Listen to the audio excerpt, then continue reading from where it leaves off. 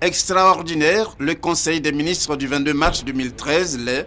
Et comme lors des rendez-vous ordinaires des mercredis, la rencontre de ce vendredi s'est déroulée au palais présidentiel sous la présidence du président de la République, Alassane Ouattara. Ce conseil, pour ne pas déroger à la règle, a également fait l'objet d'un point presse tenu cette fois par la ministre de la Communication, porte-parole adjointe du gouvernement. Le ministre Bruno Nabagné-Koné étant en mission.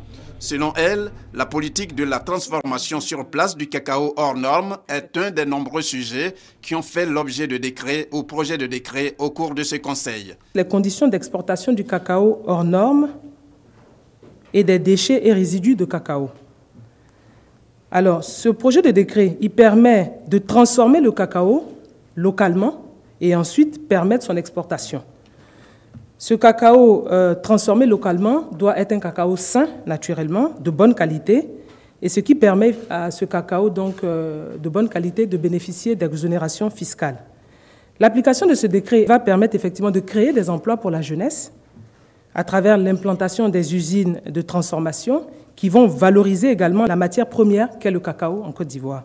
La porte-parole adjointe du gouvernement a également fait part de la volonté du gouvernement lors de cette rencontre à soutenir la promotion de l'habitat à la portée de tous les Ivoiriens. Projet de décret relatif au fonds de soutien de l'habitat pour permettre aux populations l'accession à la propriété.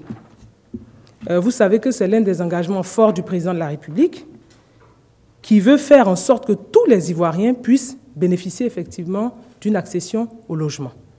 Répondant à une des préoccupations des journalistes, notamment sur la question de la sécurité, la porte-parole adjointe du gouvernement s'est voulue rassurante, indiquant que le ministère d'État, ministère de l'Intérieur et de la Sécurité veille à ce que les populations soient sans inquiétude.